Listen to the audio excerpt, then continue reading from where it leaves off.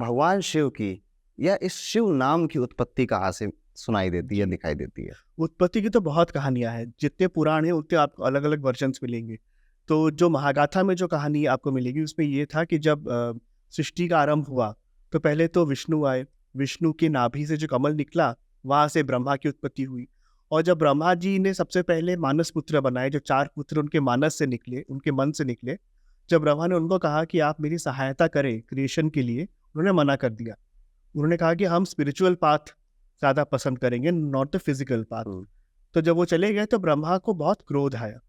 तो जब वो क्रोध आया तो वो जो क्रोध उनके मस्तक से निकला in a form of a very red glow, मतलब एक लाल ज्वाला जैसा बाहर निकला। हुँ, हुँ। और उस ज्वाला से जो एक बीइंग बना, वो बीइंग बहुत जोर-जोर से रो रहा था। ओके। तो संस्कृत में जो रूद शब्द है, इसका मतलब रोना भी होता है और रूद का मतलब लाल भी होता है।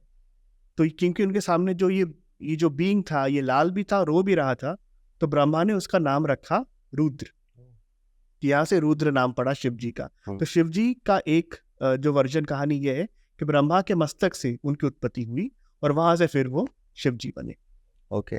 जी, जो आप कह रहे हैं ना कि वो रो रहा था, कहीं ये ओम की ध्वनि तो नहीं थी? नहीं, ओम की ध्वनि बोलते हैं बहुत पहले, जब सृष्टि की रचना ही शुरू हुई, ओम की ध्वनि से ही शुरू हुई। जब तो कुछ नहीं था जब कुछ तब नहीं ओम था था। तब ओम था। बिल्कुल, ओके। बिल्कुल। शिव जी की उत्पत्ति यहाँ से होती है।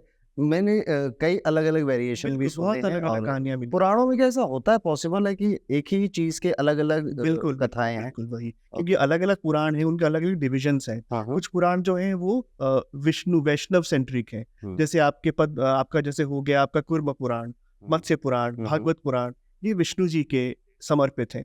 तो वहाँ पे आपको और हर पुराण की जो पहला चैप्टर है, इट इज़ ऑलवेज़ क्रिएशन, हमेशा शुरू होती है सृष्टि से। तो उन पुराणों में आपको मिलेगा कि विष्णु ने सृष्टि की रचना की। जो पुराण शिव जी को समर्पित है, जैसे लिंग पुराण हो गया, हुँ, शिव पुराण हो गया, वहाँ पे बताया जाएगा कि शिव के यहाँ से रचना का आरंभ हुआ, शिव के भीतर से विष्णु निकले और ब्रह्मा निकले। हुँ। और जो ब्रह्मा के लिए डेडिकेटेड है, जैसे पद्म पुराण है, वहाँ पे ब्रह्मा जी से शुरू होता है क्रिएशन। तो अलग-अलग वर्जन्स हैं और पुराणों के बारे में यही बहुत खूबसूरत बात है कि हमारा कोई एक सिंगल नैरेटिव नहीं है। अलग-अलग नैरेटिव्स हैं, अलग-अलग वर्जन्स हैं और हर नैरेटिव को हमने एम्ब्रेस किया है। तो हमारा शुरू से जो कल्चर रहा है हिंदुइज़्म का, इट इज़ ऑलवेज़ अबाउट प्लुरैलिटी। हुँ, हमने हुँ। कभी एक सच को नहीं पकड़ के चले हैं। जैसे अगर आप सेमिटिक रिलीजन्स देखें, क्रिश्चियनिटी हो या इस्लाम हो, उनकी एक ही किताब होती है और सारा सच उसी में है। हमारे यहाँ करोड़ों किताबें हैं और हाँ। हर में करोड़ों-करोड़ों सच हैं। तो ये आपके ऊपर है, आपका सच कौन-सा है ये आप चुन सकते हैं। तो ये जो एक ख़ासियत है हिंदुइज़्म की, हिंदू माइथोलॉजी की, ये बहुत खूबसूरत बात है।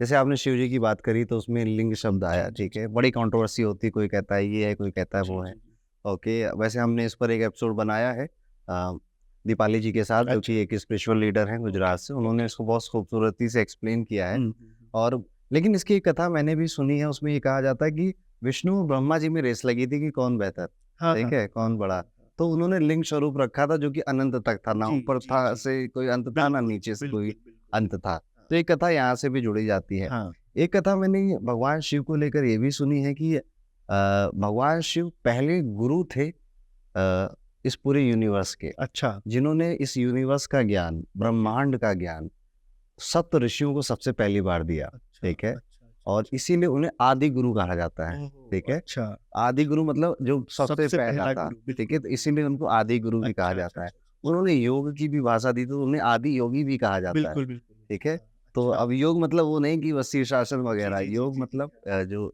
ज्ञान है, ज्ञान है, जी। योगा ज्ञान है, बिल्कुल। अलग-अलग योग होते हैं, साष्टांग होते हैं, वेदांग होते हैं, इनका जो ज्ञान दिया शिव जी ने अच्छा, सप्तऋषियों को, अच्छा, अच्छा, इस वजह से भी उन्हें आदि गुरु या आदि योगी कहा ओके, जाता है। अच्छा। तो ये भी एक शिव जी की परिभाषा है। बिल्कुल, बिल्कुल। इनके अलग-अलग नाम हैं सत्यार जी शिव जी के।